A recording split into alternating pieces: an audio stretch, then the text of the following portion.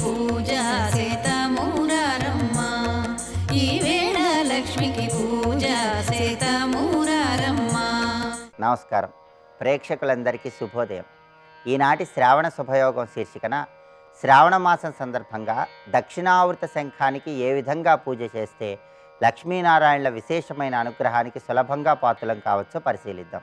శ్రావణ మాసంలో లక్ష్మీదేవి అనుగ్రహం కోసం చేసే శంఖు పూజ విశేషమైన ప్రాధాన్యత కలిగి ఉంటుంది. క్షీరసాగర మథనంలో లక్ష్మీదేవితో పాటు శంఖం కూడా అవతరించడం వల్ల శంఖ పూజకు విశేషమైన ప్రాధాన్యత ఉందని ప్రామాణిక గ్రంథాల్లో చెప్పడం జరిగింది. శంఖం ఎక్కడ ఉంటుందో అక్కడ లక్ష్మీదేవి అనుగ్రహం పరిపూర్ణంగా ఉంటుంది. శ్రీ మహావిష్ణువు శంఖాన్ని తన దక్షిణ హస్తంలో ధరించాడు కాబట్టి దీన్ని దక్షిణావృత శంఖం అనే పేరుతో పిలుస్తారు. ఏ ఇంట్లో అయితే దక్షిణావృత శంఖం పూజా మందిరంలో ఉంటుందో ఆ ఇంట్లో లక్ష్మీదేవి శాశ్వతంగా స్థిర నివాసం ఏర్పాటు చేసుకుంటుంది.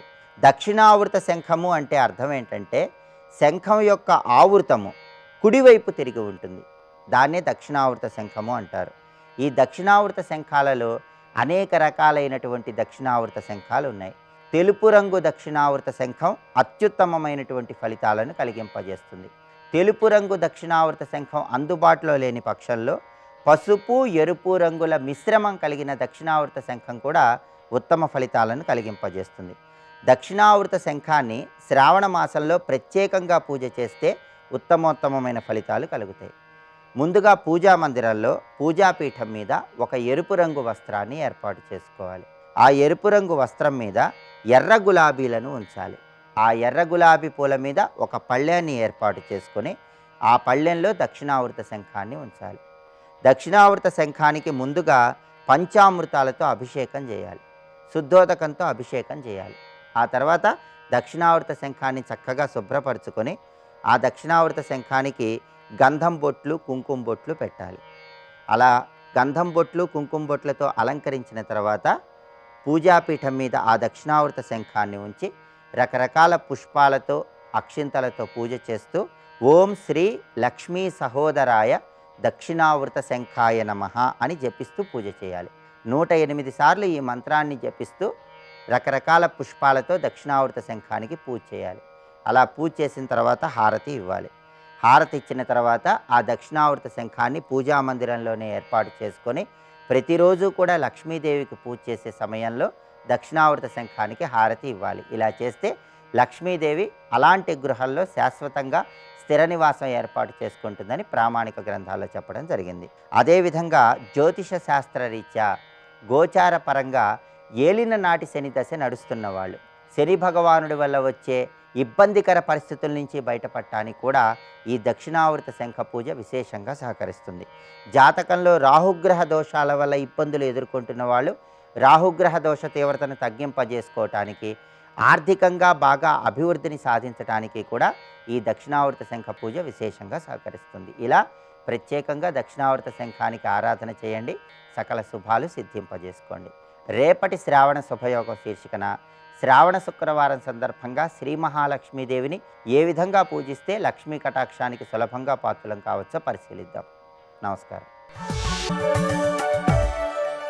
శ్రీ గణనాథ జయ గణనాథ సిద్ధి వినాయక బుద్ధి ప్రదాయక శ్రీ గణనాథ జయ గణనాథ సిద్ధి వినాయక బుద్ధి ప్రదాయక యస్మిన్నిదం యతశ్చేదం ఏనేదం యైదం స్వయం యస్మాత్ పరస్మాత్ పరగతం ప్రపద్యే స్వయం భువం. ఆయన కనుక భగవన్నామరూపం అంటే పరబ్రహ్మం యొక్క ప్రకటనములే. ఆ స్పృహ కలగాలండి. మొత్తానికి ఈయన కలిగిన అనుభూతి అంతా ఇంత కాదు. అంటే గణపతి సుదర్శనమైనటువంటి ఒకానొక జ్ఞానశక్తిని ఆజ్ఞాచక్రస్థానం ద్వారా ఆ జీవుల్లోకి ప్రవేశింపజేశాడు. అందుకు వందలాది గ్రంథములు చదివినా రాని జ్ఞానం భగవద్ అనుగ్రహం వల్ల వస్తుంది. అశ్రుత గ్రంథబోధ అన్నారు. ఇది అందుకే అహంకారం వదిలి గ్రంథాన్ని చదవాలట.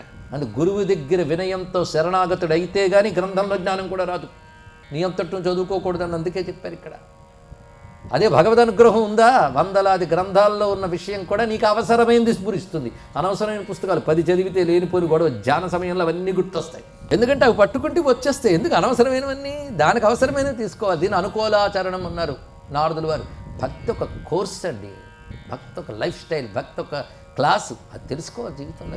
ఈ మహానుభావుడికి అవి ఏం తెలియలేదు, వచ్చింది. అందుకో మహానుభావుడు ఒక మాట చెప్పాడు. వ్యాసదేవుడు ఆ మహానుభావుడు ఎవరో కాదు.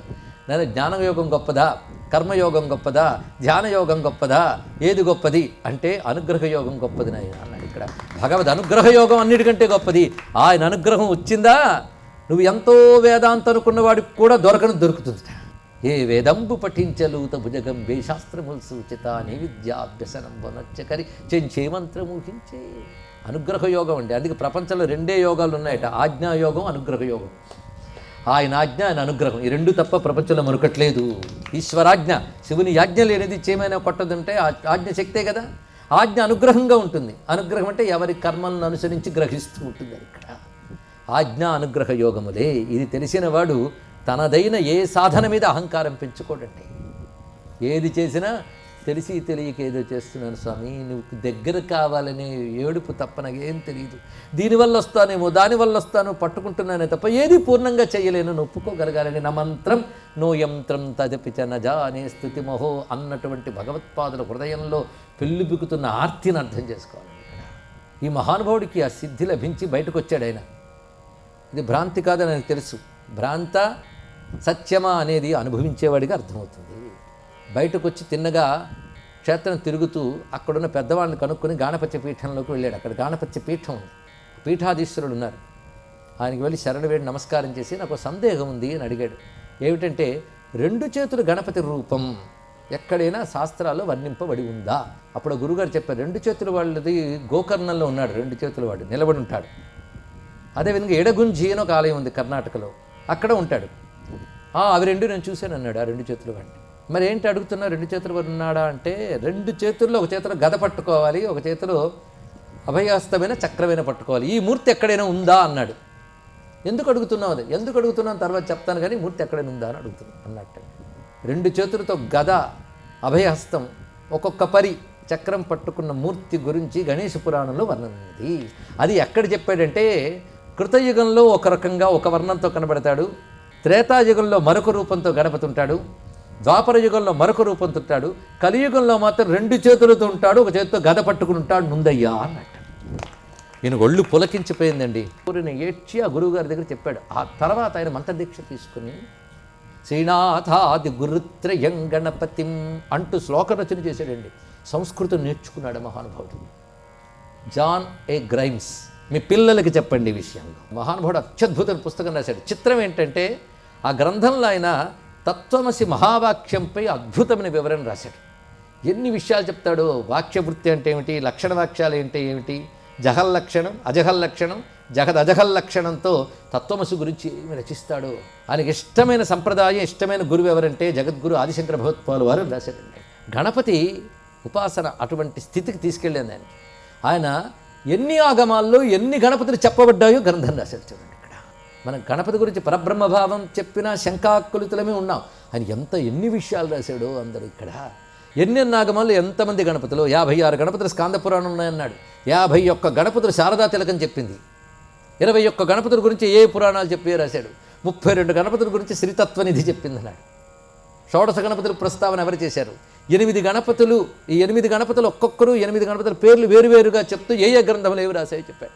ఇలా ఊరికి స్టాటిస్టిక్స్ అంతా సమకూర్చడమే కాకుండా వాటి ఔచిత్యాన్ని వ్యాఖ్యానిస్తూ చూపిస్తున్న తీరు అద్భుతం అండి.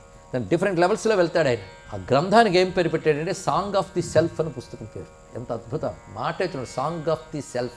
ఆ పుస్తకం పేరు వింటేనే తెలుస్తుంది. మొత్తం గణపతి గురించి ఎన్ని విశేషాలు రాశాడు. గణపతి యంత్రం, మంత్రం, తంత్రం అన్నీ చూపించాడు మహానుభావుడు ఇక్కడ. ఆ గ్రంథం చదువుతూ ఉంటే మూషికం గురించి ఆయన రాస్తే ఇంతవరకు మనకు ఎవరికి మూషికం గురించి అది విషయమే తెలియదు. ఆశ్చర్యకరమైన విషయం చెప్పాడు. మన మూషిక వాహనుడు అంటే ఏమిటయ్యా అని అడిగితే అద్భుతమైన విషయం చెప్పాడు. గణపతి యజ్ఞదేవత కదండి. యజ్ఞమునందు మూషిక శబ్దం ఏ వేదంలో ఎలా వాడబడిందో రాశాడు ఇక్కడ. మూషికం అనేది యజ్ఞాగ్ని యొక్క పేరుట, అగ్నుల్లో ఒకటి. దీన్ని బట్టి మనం దేవతలను యజ్ఞమునందు ఆరాధన చేస్తున్నప్పుడు అగ్నిహోత్రంలోంచి వాళ్ళు వ్యక్తమవుతారు కదా. అప్పుడు అగ్ని ఆయనకి ఎలా కనబడుతుంది? వ్యక్తమవుతున్నప్పుడు ఆధారంలా కనబడుతుంది. ఆధారమే వాహనం కదా. కనుక ఆ దేవతా స్వరూపమైనప్పుడు అగ్ని ఏ తత్వముతో వస్తుందో అది వాహనంగా చెప్పబడుతుంది. అది రహస్యమైన విజ్ఞానం. విష్ణువైతే అగ్ని గరుత్వం తిరుగుతుంది అక్కడ వాడిన మంత్రములు బట్టి. విష్ణు చైనములు ఎందు వాడేటప్పుడు విష్ణుయాగముల యందు ఆ మంత్రములు గరుడాకారం, రుద్రయాగములందు వృషభాకారం. ఇన్ని రహస్యాలు ఉన్నాయండి ఇక్కడ. కానీ ప్రతి దేవతా వాహనం అగ్నియోక్తుడి స్వరూపం. స్వస్తి.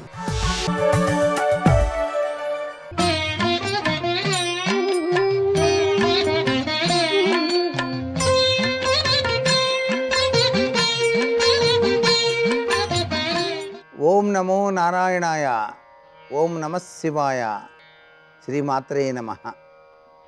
ఈరోజు శ్రావణ గురువారం. ఎప్పుడైనా సరే, ఎక్కడైనా సరే సకల మంగళకరమైనటువంటి విషయాల గురించి ఆలోచన చేయాలి. భగవంతుడు మనకు చేతులు ఇచ్చింది నమస్కారం చేయటానికి, కళ్ళు ఇచ్చింది చక్కటి అద్వితీయమైనటువంటి భక్తి భావన స్ఫూర్తితో భగవంతుని దర్శించటానికి, చెవులిచ్చింది చక్కటి ఆధ్యాత్మికతత్వంతో కూడినటువంటి విషయ లక్షణాలన్నింటినీ కూడాను తెలుసుకోవడానికి, వాక్కు ఇచ్చింది చక్కటి దైవనామస్మరణతో కూడినటువంటి విశేషాంశాలని పలకటానికి. అందుచేత భగవంతుడు ప్రసాదించినటువంటి ఈ మానవ జీవితాన్ని సుసంపన్నం చేసుకోవడానికి ప్రతి ఒక్కరూ కూడాను మనసుని ఆధ్యాత్మికత వైపు పయనింపచేసుకోండి అంటోంది శాస్త్రం. అందుచేతనే మనకు అనేక పండుగలు, అనేక సుదినాలు, అనేక రకాలైనటువంటి విధి విధానాలు మనకు శాస్త్రాల్లో చెప్పారు. అటువంటిదే ఈ యొక్క శ్రావణ మాసం కూడా. శ్రావణ మాసం ఎంత అద్భుతవంతమైందో. శ్రావణ మంగళ గౌరీదేవి సకల సంపదల్ని ప్రసాదిస్తోంది. అలాగే లక్ష్మీదేవి, ఆమె తలుచుకుంటే అన్నీ మన ఇంటే ఉంటాయి. శివం శక్తిమయం అంతా కూడాను నిండినటువంటి శ్రావణ మాసం. విష్ణుమూర్తి ఆరాధన ఎంత ఉన్నతమైనటువంటి సర్వసంపదల్ని ప్రసాదిస్తోందో. సంపద అంటే కేవలం ధనం కాదండి, మానసికమైనటువంటి ప్రశాంతత, అన్ని రకాలైనటువంటి ఆనందకరమైనటువంటి విధి విధానం. ప్రతినిత్యం మీ యొక్క పూజా మందిరంలో ఉభయ సంధ్యాకాలాల్లో తప్పనిసరిగా దీపారాధన అనేటువంటిది ఆచరించాలి. ఈ మాసం అంతా కూడా, ఈ మాసమే కాదు ప్రతిరోజు కూడా ఆచరించాలి. దీపం జ్యోతి పరబ్రహ్మం దీపం సర్వతమోహరం అన్నారు. తమసోమా జ్యోతిర్గమయ అన్నారు. దీపకాంతిలో లక్ష్మీదేవి ప్రసరిస్తుంది. దీపం దేవుని రూపం. అందుచేతనే ప్రతి ఇంటా కూడాను, ప్రతి దేవాలయంలో కూడాను దీపాలు వెలిగించటం అనేటువంటిది సత్సంప్రదాయ లక్షణం. సాయం సంధ్యా సమయంలో పవిత్రవంతమైనటువంటి దివ్యక్షేత్రాలలో అయ్యవారికి అమ్మవారికి కూడాను వివిధ రకాలైనటువంటి దీపాలతో ఆచరించేటువంటి ఆ విధి విధానాన్ని మనం ఒక్కసారి కనులారా వీక్షిస్తేనే చాలు, జన్మ ధన్యమైపోతుంది. అందుచేతనే ఈ శ్రావణ మాసంలో దివ్యక్షేత్ర దర్శనం కూడాను సర్వవిధ శ్రేయోదాయకవంతమైన ప్రభావాన్ని కలిగిస్తుందని గుర్తించండి. గురువారం నాడు దేవాలయాన్ని దర్శించినప్పుడు అక్కడ జరిగేటువంటి హారతులు మన మనస్సుకు ఎంత ప్రశాంతతను కలిగిస్తాయో కదా. అలాగే మీరు చేసేటువంటి చిన్ని దానం కొన్ని వేల కోట్ల సత్ఫలితాన్ని కలిగిస్తుంది. అన్ని దానాల్లో కల్లా అన్నదానం మిన్న అన్నారు. అన్నం పరబ్రహ్మ స్వరూపమే. అటువంటి అన్నాన్ని పేదలకు, అన్నార్తులకు దానంగా చేస్తే ఈ జీవితం సుసంపన్నమై విరాజిల్లుతుంది. ఈ శ్రావణ గురువారం నాడు సర్వే జనాః సుఖినో భవంతు.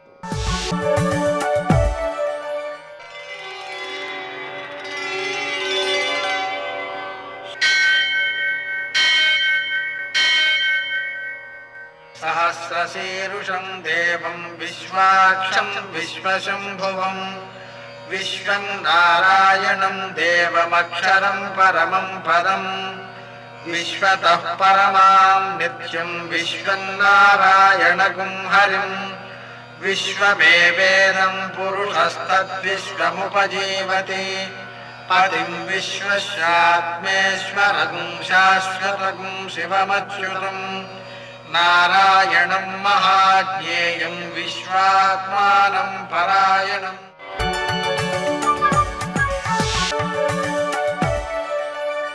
सूर्यशौर्यमथेन्दुरिन्द्रपदवी सन्मङ्गलं मङ्गलम्। नमस्ते भगवन् देवदत्तात्रेय जगत्प्रभो सर्वबाधा प्रशमनं कुरु శాంతిం ప్రయచ్చ మే. నేటి కాలమాన విశేషాలను గమనిద్దాం. స్వస్తి శ్రీ చాంద్రమాన ప్లవనామ సంవత్సరం దక్షిణాయనం వర్ష ఋతువు శ్రావణమాసం కృష్ణపక్షం గురువారం. సూర్యోదయం 6:04 సూర్యాస్తమయం 6:31 తిథి చవితి సాయంకాలం 5:18 వరకు, నక్షత్రం రేవతి రాత్రి 10:31 వరకు, వర్జం ఉదయం 9:41 నుంచి 11:24 వరకు, దుర్ముహూర్తం ఉదయం 10:13 నుంచి 11:03 వరకు, మరల మధ్యాహ్నం 3:12 నుంచి 4:02 వరకు, అమృతకాలం రాత్రి 7:57 నుంచి 9:50 వరకు, రాహుకాలం గురువారం కాబట్టి మధ్యాహ్నం 1:30 నుంచి 3 గంటల వరకు, అష్టకవర్గ రీత్యా శుభప్రదమైన సమయం మధ్యాహ్నం 1:15. నేడు విశేషం గురువారం. గురువారం దత్తాత్రేయ ఆరాధన ద్వారా, దక్షిణామూర్తి ఆరాధన ద్వారా సరైనటువంటి ఆలోచనాశక్తిని పెంపొందించుకోగలుగుతాం. మేధాప్రజ్ఞలు వృద్ధి చెందుతాయి. సమాజానికి ఉపయోగపడే విధంగా మన యొక్క విద్యలు ఉపయోగపడతాయి. అందువలన విద్యార్థులు అందరూ కూడా ఈ రోజున మనం పొందుతున్నటువంటి ఇబ్బందుల నుంచి అధిగమించడానికి తగినట్లుగా తమ విద్యలను వినియోగించే విధంగా దక్షిణామూర్తి ఆరాధన, దత్తాత్రేయ ఆరాధన చేసుకోవడం మంచిది. నేటి ఆణిముత్యాలు.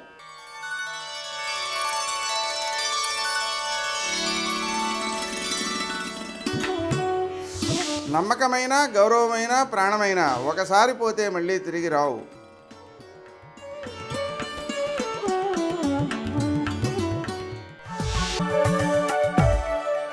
कृष्णं वन्दे जगद्गुरुं कृष्णं वन्दे जगद्गुरुं कृष्णं वन्दे जगद्गुरुं कृष्णं वन्दे जगद्गुरुं कृष्णं वन्दे जगद्गुरुं कृष्णं वन्दे जगद्गुरुं।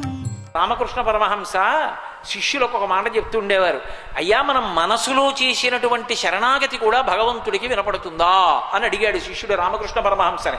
రామకృష్ణ పరమహంస అన్నారు, నీ ఇంట్లో కాస్తిని బెల్లం ముక్కలు జల్లి తిరుగుతున్నటువంటి చీమలన్నిటిలోకి అతి చిన్న చీమని వెతికి జాగ్రత్తగా పట్టుకుని కాగితంలో పట్టుకుని అది చచ్చిపోకుండా కంసాలి దగ్గరికి తీసుకెళ్ళి దాని కాళ్ళు ఎన్నున్నాయో చూసి దాని కాళ్ళకి గజ్జల పట్టాలు చేయించి కాళ్ళకి గజ్జల పట్టాలు పెట్టినప్పుడు చీమ పాకి వెడుతుంటే దాని కాళ్లకున్న గజ్జల పట్టాలకున్న మువ్వల యొక్క చప్పుడు భగవంతుడు వినగలడు.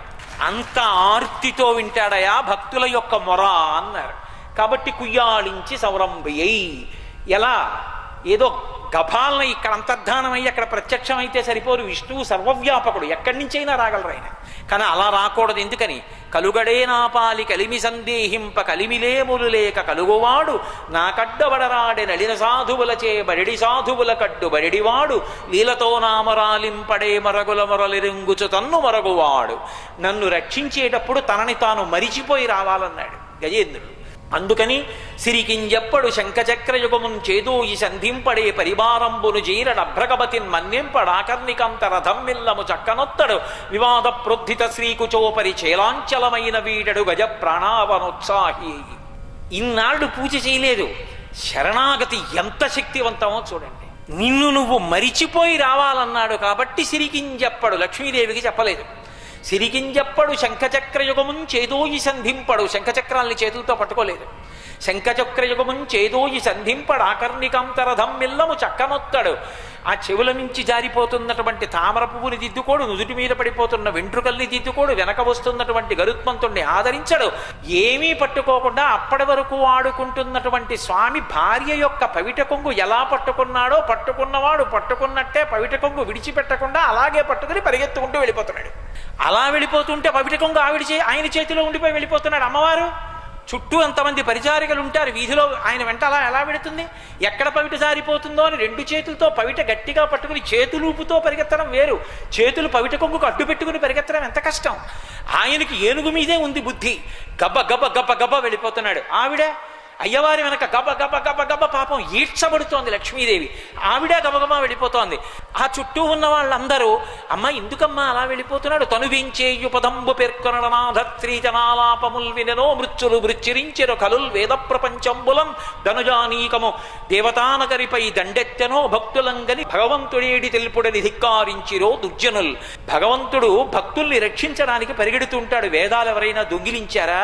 ద్రౌపదీదేవి ఎలుగెత్తి పిలిస్తే ఒకనాడు రక్షించాడు, ఒకనాడు వేదాల్ని సోమకుడు దొంగిలిస్తే వెళ్ళి రక్షించాడు.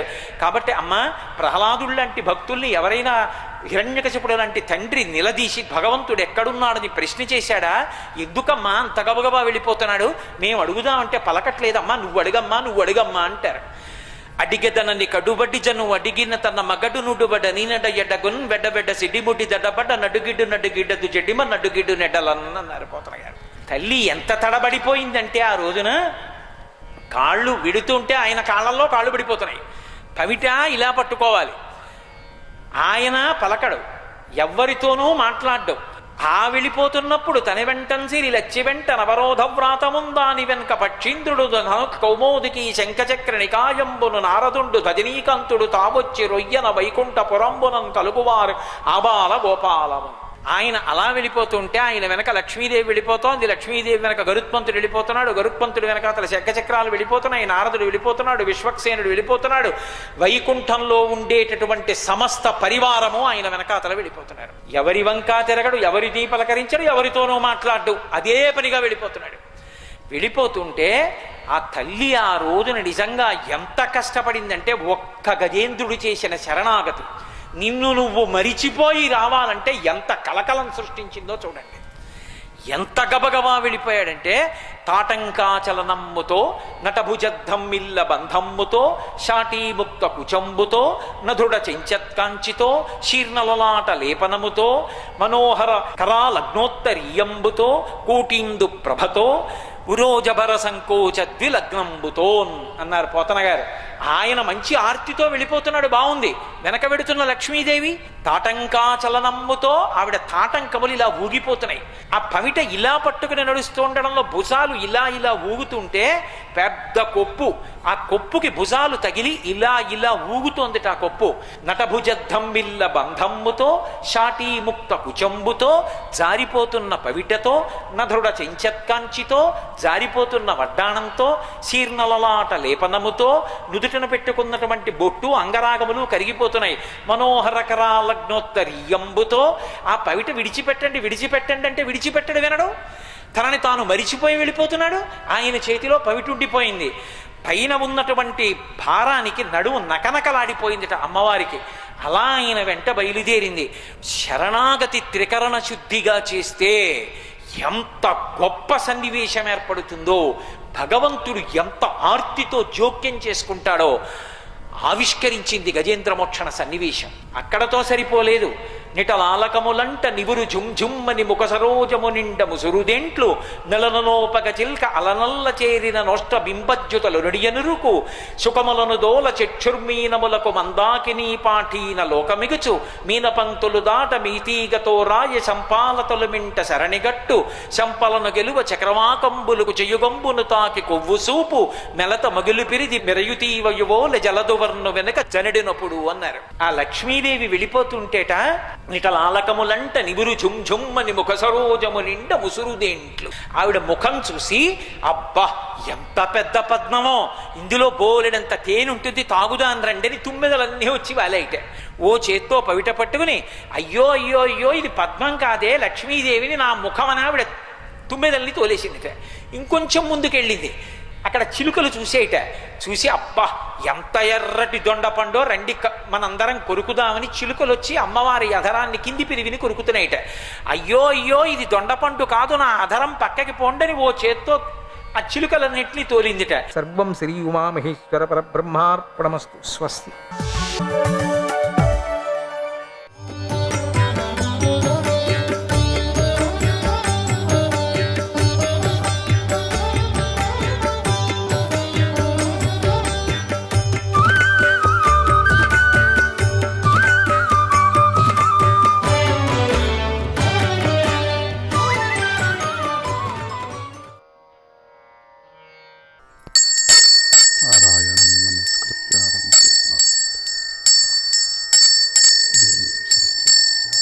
నారాయణం నమస్కృత్య నరం చైవ నరోత్తమం దేవీం సరస్వతీం వ్యాసం తతో జయముదీరయేత్. శ్రీ మహాగణపతే నమః. శ్రీకృష్ణాయ పరమాత్మనే నమః. శ్రీ వేదవ్యాసాయ నమః. ఈరోజు మనం సర్పయాగాన్ని పరిసమాప్తి చేస్తున్నాం.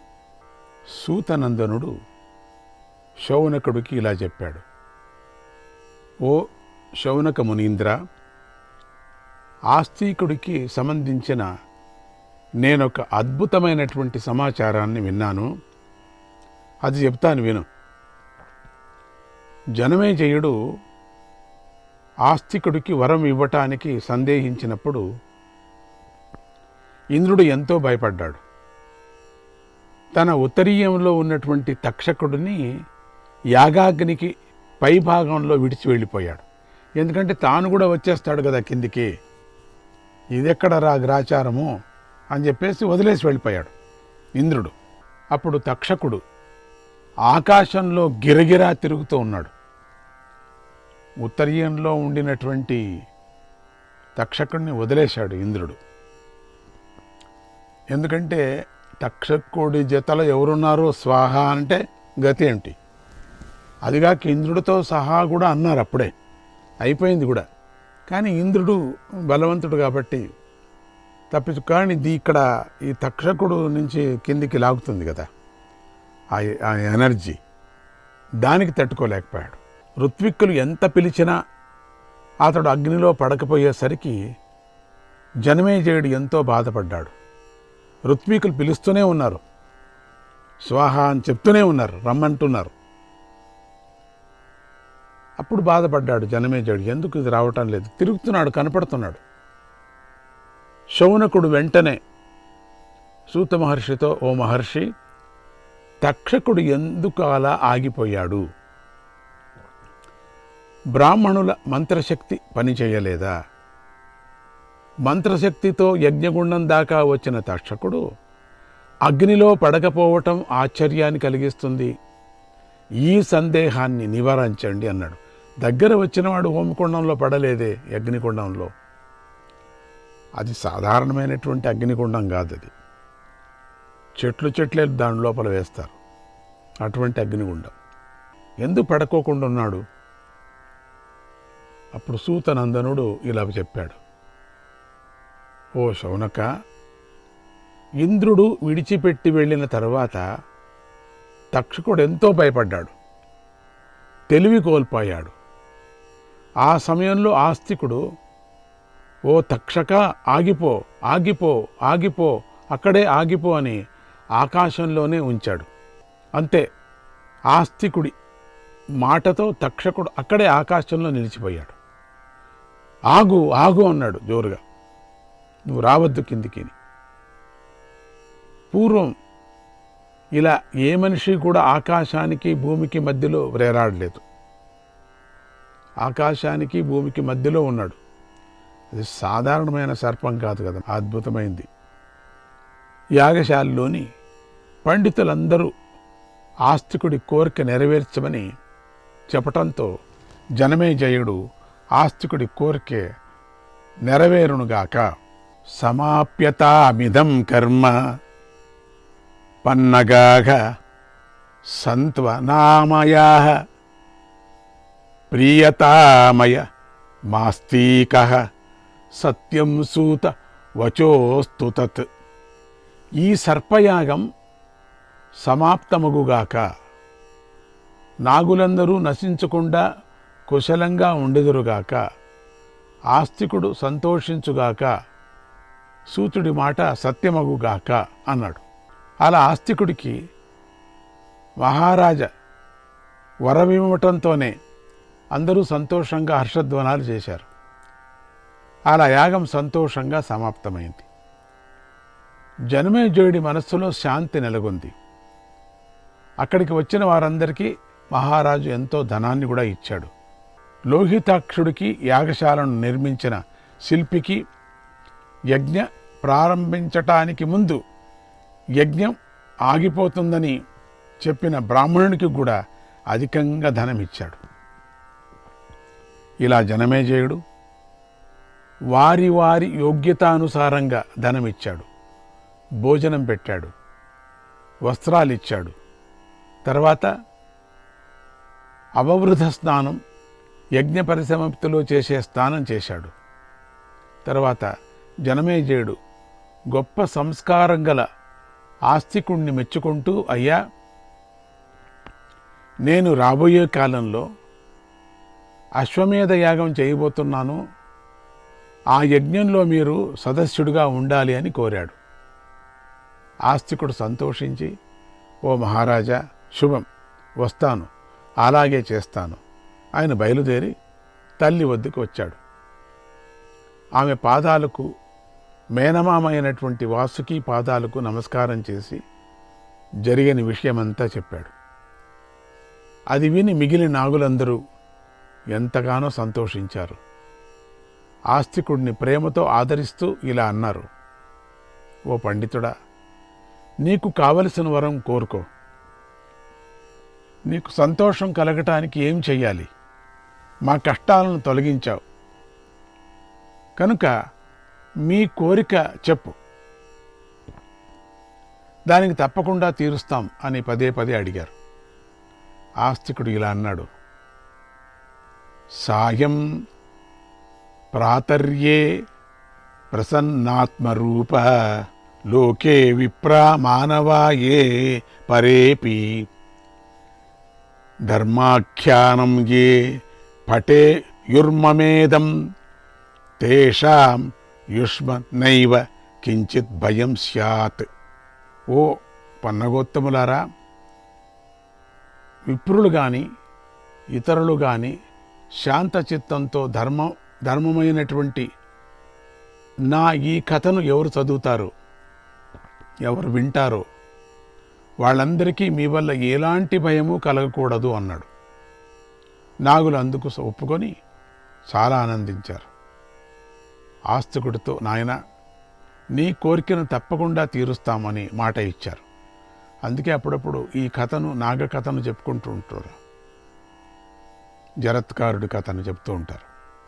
అసితం చార్తిమంతంచ సునీతం చాపి యస్మరేత్ దివా వా యది వా రాత్రౌ నాస్య సర్పభయం భవేత్. నాస్య సర్పభయం భవేత్. రాత్రి కానీ పగలు కానీ ఎవరైతే అసితుడిని, ఆర్తిమంతుడిని, సునీతుడిని స్మరిస్తారో అటువంటి వారికి ఎప్పటికీ కూడా సర్పభయం ఉండదు.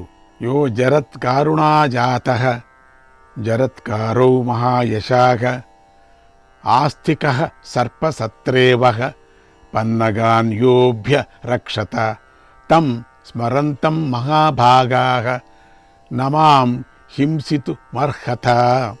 జరత్కార ఋషి వల్ల జరత్కారు అనే నాగకన్యకు జన్మించి జనమేజయుడి సర్పయాగంలో సర్పాలను రక్షించిన ఆస్తికుణ్ణి నేను స్మరిస్తున్నాను అంటే, ఓ నాగులారా, మీరు నన్ను హింసించకండి అంటూ ఈ మంత్రాన్ని జపించాలి. ఈ మంత్రం ఇంకోపారు చూసుకుందామా.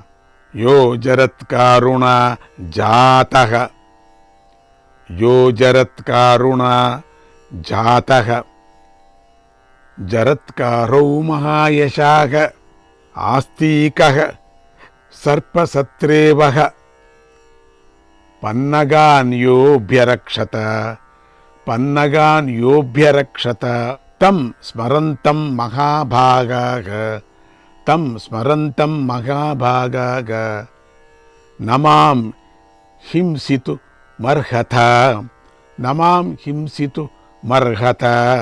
ఈ మంత్రాన్ని ఒక చోట రాసి పెట్టుకోండి, మీకు మంచిది. అప్పుడప్పుడు దిన్నము చెప్పుకోండి. ఇది సర్ప భయం ఉండదు. సర్పాపసర్పభద్రం తే గచ్చ సర్పమహావిష జనమే జయస్య యజ్ఞాంతే ఆస్తిక వచనం స్మర. ఓ మహాసర్పమా, నన్ను కరవకు, తప్పుకొని వెళ్ళిపో. జనమేజయుడి యొక్క యాగాంతంలో ఆస్తికుడి మాటలను గుర్తు చేసుకో. ఆస్తికస్య వచః శ్రుత్వా యః సర్పోన నివర్తతే శతదా విద్యతే మూర్ధ్రి శింశవృక్ష ఫలం యథా. అంతటి ఆస్తికుడి మాటలను విని ఏ సర్పము ప్రక్కకు వెళ్ళిపోదో దాని శిరస్సు శింశవృక్ష ఫలంలాగా 100 ముక్కలై పగిలిపోవునుగాక అని మంత్రాన్ని స్మరించిన వారికి సర్పభయం ఉండదు. అంటే అంత నిష్ఠగా మనం స్మరించాల, అప్పుడు అదంతకదే పక్కకు వెళ్ళిపోతుంది అని నాగులందరూ ఆస్తికుడికి సంతోషపెట్టారు. ఆస్తికుడు సంతోషంగా అక్కడి నుంచి వెళ్ళి పెళ్లి చేసుకొని సంతానాన్ని పొందాడు. ఆనందంగా జీవితం గడిపి మోక్షాన్ని పొందాడు. ఇత్యాఖ్యానం మయాస్తికం యతావత్ తవ కీర్తితం యత్ కీర్తియిత్వ సర్పేభ్యః యత్ కీర్తియిత్వా సర్పేభ్యః న భయం విద్యతే క్వచిత్. ఇది ఆస్తికుడి కథ. జరిగింది జరిగినట్లుగా చెప్పాను. ఈ ఆస్తికోపాఖ్యాన్ని ఎవరు కీర్తిస్తారో వారికి ఎప్పటికీ కూడా సర్పభయం కలుగదు. శౌనక, నీ వంశంలో పూర్వజుడు ప్రమతి, అతడి కుమారుడు రురుడు. ఆ రురుడు ఈ కథ గురించి అడుగగా ప్రమతి దీనిని పూర్తిగా చెప్పాడు. నేను ఆ సమయంలో ఈ కథంతా విన్నాను. విద్వాంసుడైన ఆ ఆస్తికుడి శుభచరిత్రను పూర్తిగా నీకు చెప్పాను. శ్రుత్వా ధర్మిష్టమాఖ్యానం ఆస్తికం పుణ్యవర్ధనం. ఆస్తికుడికి సంబంధించిన ఈ ధర్మమయమైనటువంటి ఉపాఖ్యానాన్ని వింటే పుణ్యం వృద్ధి చెందుతుంది, కామక్రోధాలు అణిగిపోతాయి. ఓ శౌనక, నేను కథ చెబుతున్నప్పుడు నువ్వు మధ్యలో డుండుభం యొక్క మాట విని ఈ ఆస్తికుడి కథను చెప్పమని అడిగావు. అప్పుడు ముందు జ్ఞాపకం చేసుకుందాం. ఆ కారణంగా నేను ఈ కథనంతా నీకు చెప్పాను. దీనిని విన్న తర్వాత నీ మనస్సులోని సందేహం తొలగుగాక, నీకు సంతోషంగా ఉంది కదా అన్నాడు సూతనందుడు. ఇంతటితో ఆస్తిక పర్వం సమాప్తమవుతున్నది. ఓం శ్రీకృష్ణాయ పరమాత్మనే నమః. ఇక 59, 60 అధ్యాయాలు. అంశావతారణ పర్వము అత్యంత సూక్ష్మంగా చెప్పుకొని వెళ్తారు. శౌనక మహర్షి అంటున్నాడు, ఓ సూతనందన, భృగు వంశంలో మొదలుపెట్టి భారత కథ వరకు చెప్పావు, ఎంతో సంతోషంగా ఉంది. అయితే వ్యాస మహర్షి చెప్పిన కథలను ఉన్నట్లుగా వివరంగా చెప్పు. సర్పయాగాన్ని చూడటానికి వచ్చిన మహారుషులు ఏ ఏ అంశాల మీద గోష్ఠి చేశారు వాటినన్నిటినీ చెప్పు అని అడిగారు. గోష్ఠి జరుగుతుంది యాగానికి ముందు. సూతుడు ఇలా చెప్పాడు, సర్పయాగం చేస్తున్నప్పుడు లభించిన సమయంలో బ్రాహ్మణులందరూ వేద గాథలను చెప్పారు. అందులో వ్యాస మహర్షి విచిత్రమైన మహాభారత కథను చెప్పాడు. ఆ మహాభారత కథ పాండవుల కీర్తిని ప్రకటించే కథ. అది పవిత్రమైన అంతఃకరణ గల వ్యాసుడి మనస్సు అనేటువంటి సముద్రం నుండి పుట్టింది. అందులో సమస్త శుభరత్నాలు ఉన్నాయి కనుక ఆ కథను మనం వినాలి. కోరికగా ఉంది చెప్పు అని వేడుకున్నాడు. సూతుడు ఇలా చెప్పాడు, హంతతే కథయిష్యామి, హంతతే కథయిష్యామి మహదాఖ్యానముత్తమం కృష్ణద్వైపాయన మతం మహాభారత మాదిత. అయ్యా, తప్పకుండా చెప్తాను. గొప్పదైన ఈ భారతం వ్యాస మహర్షికి చాలా ఇష్టమైన కథ. దీనిని మొదటి నుంచి సమగ్రంగా చెబుతాను. దీనిని వినే మీకు, దీనిని వినిపించే నాకు ఎంతో ఆనందం కలుగుతుంది. జనమేజయుడు సర్పయాగం చేస్తున్నాడని విని శ్రీ వేదవ్యాస మహర్షి యాగశాలకు వచ్చాడు. ఆ మహర్షి ముత్తాత శక్తి మహర్షి. ఆ శక్తి కుమారుడు పరాశరుడు. ఆ పరాశరుడికి కన్యగా ఉన్న సత్యవతికి యమునాద్వీపంలో వ్యాస మహర్షి జన్మించాడు. యమునాద్వీపంలో కొంచెం ఈ కథ మనం జ్ఞాపకం పెట్టుకోవాలి. ఆయన అసలు పేరు కృష్ణద్వైపాయనుడు. ఆయనే పాండవుల పితామహుడు. ఆయన పుట్టగానే తన ఇచ్ఛానుసారంగా శరీరాన్ని పెంచుకున్నాడు. వేదాలను, ఇతిహాసాలను అధ్యయనం చేశాడు. సామాన్యమైన అంశం కాదు ఇది, ముందుకొస్తుంది. తపస్సు, వేదాధ్యయనం, వ్రతాలు, ఉపవాసాలు, ఇంద్రియ నిగ్రహం, యజ్ఞాలలో పొందలేని జ్ఞానాన్ని కూడా పొందాడు. వివ్యాసైకం చతుర్థాయః వేదం వేద విదాం వరః పరా వరజ్ఞో బ్రహ్మర్షి కవి సత్యవ్రత శుచి. వేదవేత్తులలో శ్రేష్ఠుడైన ఆయన ఏకరాశిగా ఉన్న వేదాన్ని 4గా విభజన చేశాడు. పర అపర బ్రహ్మాలను తెలిసినవాడు, ఇహలోక పరలోక జ్ఞానం గలవాడు, సత్యవ్రతాన్ని పాటించేవాడు, బ్రహ్మర్షి, కవి, పవిత్రుడు. శంతను మహారాజు యొక్క వంశం విచ్ఛిన్నమైపోతూ ఉంటే ఆయనే ధృతరాష్ట్రు, పాండు, విదురులకు జన్మనిచ్చి శంతనుడి సంతానాన్ని విస్తరింపజేశాడు.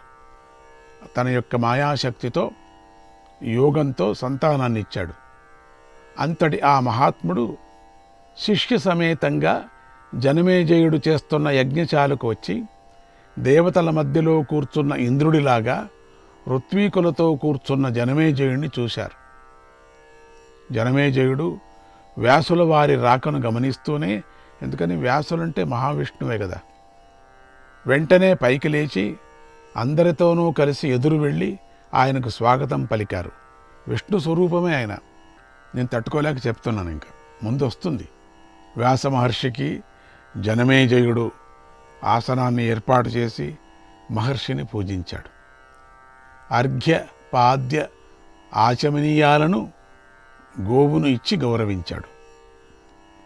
ఆ పూజకు వ్యాసుడెంతో సంతోషించాడు. జనమేజయుడు ఆయన వద్ద కూర్చొని క్షేమాన్ని అడిగాడు. వ్యాస మహర్షి కూడా ఎంతో సంతోషంగా అతడి క్షేమ సమాచారాలను అడిగాడు. తర్వాత అక్కడి వారందరూ వ్యాసుని పూజించారు. వ్యాసుడు అందరినీ గౌరవించాడు. తర్వాత జనమేజయుడు చేతులు జోడించి ఇలా అడిగాడు, ఓ మహర్షి, మీరు కౌరవులను పాండవులను ప్రత్యక్షంగా చూశారు. వారి చరిత్రను మీ నోట వినాలని ఉంది. వారు సత్కర్మలు ఆచరించే పుణ్యాత్ములు, రాగద్వేషాలు లేనివారు. అటువంటి వారి మధ్య భేదభావం ఎందుకు కలిగింది? సమస్త ప్రాణుల వినాశానికి కారణమైన అంతటి మహాయుద్ధం ఎలా జరిగింది? శ్రీకృష్ణాయ పరమాత్మనే నమః.